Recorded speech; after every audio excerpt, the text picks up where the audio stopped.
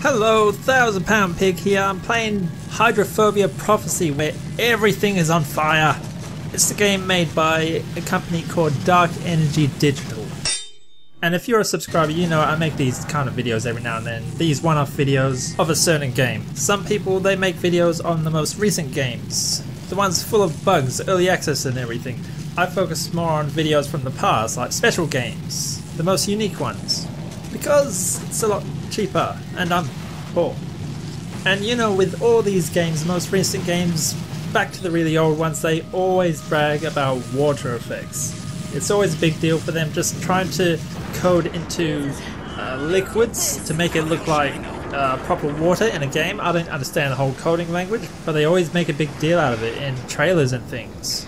In a graphics showcase, water is usually shown. But this game called Hydrophobia Prophecy, with the name like that, you know that it is built around water. You can say that the game's story was based around the engine. Yeah, I'm going to try to stay quiet during these cutscenes, just so you can get an idea of the story.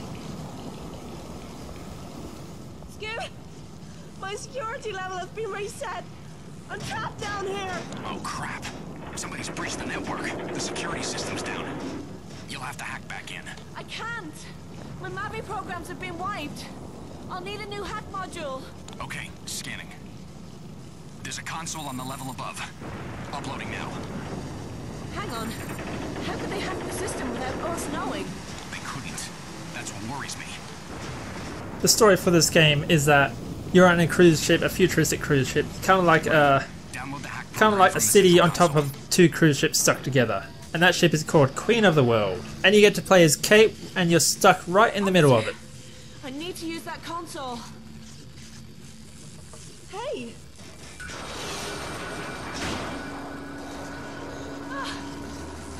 He's dead!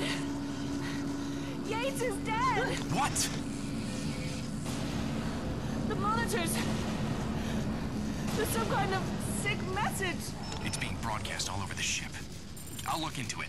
Just get the hack program and get the hell out of there. Kate obviously wants to get off the ship, and she's helped by her friend who is on the radio or something. But it leads to them not really wanting to escape and trying to find out and help the people who are still on board the Queen of the World, because it's a whole mystery why the terrorists did attack anyway. And it has a lot of cutscenes.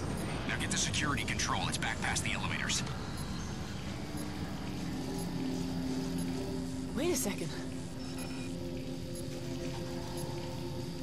What is that? What are you talking about?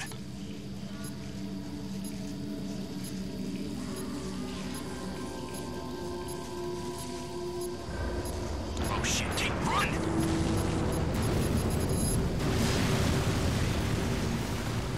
Kate? Damn it! I'm alright, Scoot. I'm okay. Ah, the door won't open. I can't get out. The access circuits are fried. You'll have to hack the emergency release. Damn! I can't get to it. Is there another way around? Now, the water effects, you haven't seen that yet. You might have seen it spraying out of the side of the ship, just going through walls and stuff, but that's nothing, trust me. Yes, this is what the Queen of the World looks like. A city and two cruise ships put together. So for context for this game was released back in 2011, a few years after Assassin's Creed 1. Actually, this was even a few years after Assassin's Creed 2, which came out in 2009. So you will see some kind of similarities in the gameplay of the climbing mechanics. What the hell are you doing? Well, you did say go to the shuttle plaza. Yeah, I was thinking you could use the lower entrance. At the time, Assassin's Creed was just so revolutionary, heaps of games started copying that kind of freedom of movement with a whole parkour system. So the whole kind of parkour system in this game seems to be inspired by that Assassin's Creed series. A lot of the animations look like they're trying to do the same thing as what Assassin's Creed does, but it doesn't really work out that way. It doesn't really look as nice. Yes, this is the hack minigame in the game. It's alright, it doesn't really pop up that often. The ship's systems, don't you? I suppose you're going to report me to Billingham. It's your first offense. Just keep it quiet. I've got a reputation here, you know.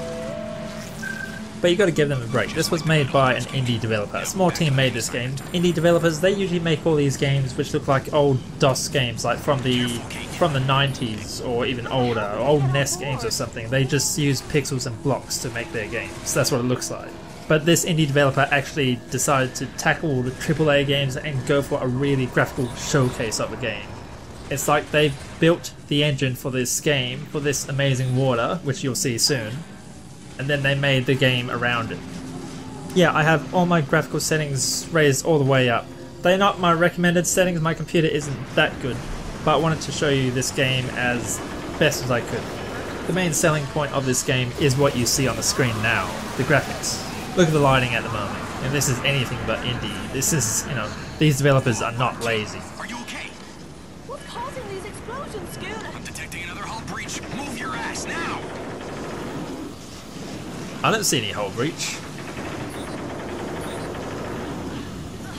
Yeah, you just saw me take damage there. As I landed on those steps, a red bar kind of appeared down the bottom. Yeah, look around the screen, there's no HUD. It's pretty obvious where I need to go. Get away from danger, that's, survival 101.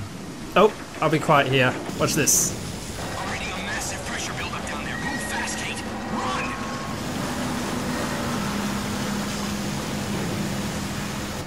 Go, Kate! Run! Run! Oh, Jesus! Yes, this water is dynamic. It affects everything around it, including the player. All these boxes floating around, they have their own physics. Before they were on the ground, now they are being picked up and pushed around by the water. Some of them are floating.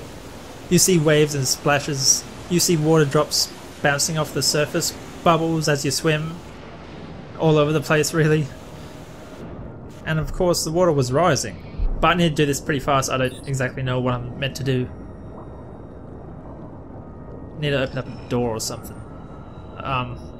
Open, come on.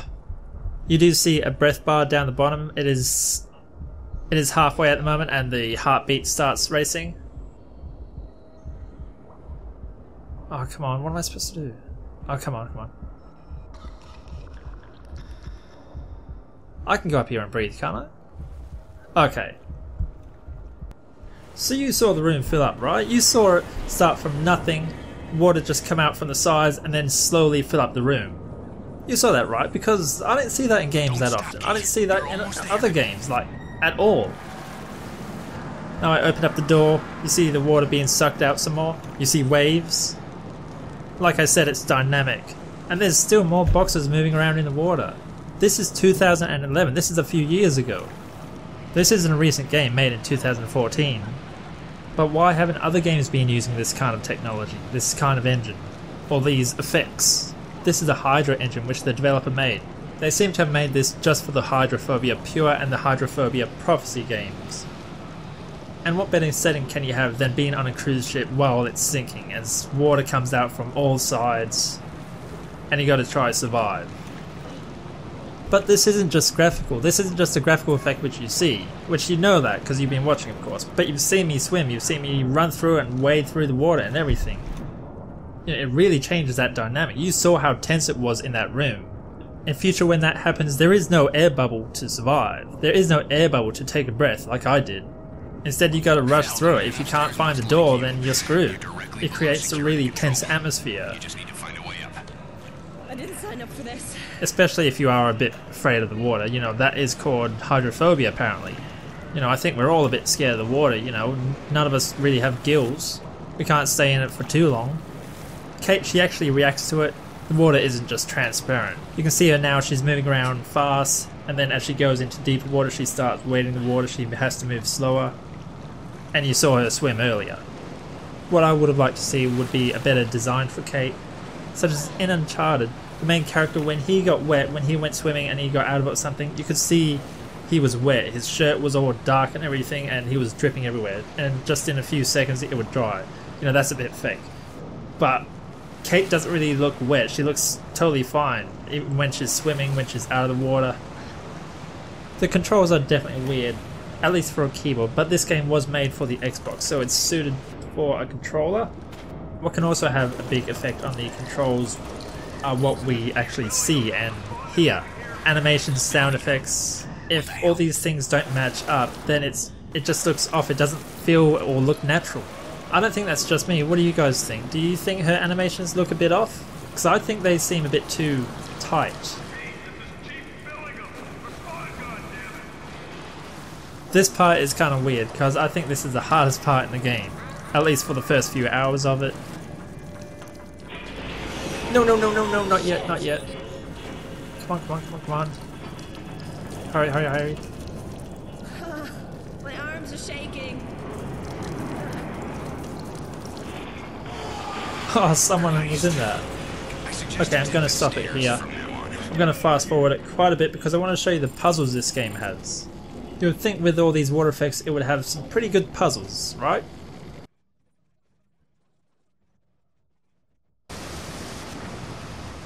An LP4. Finally, a lucky break.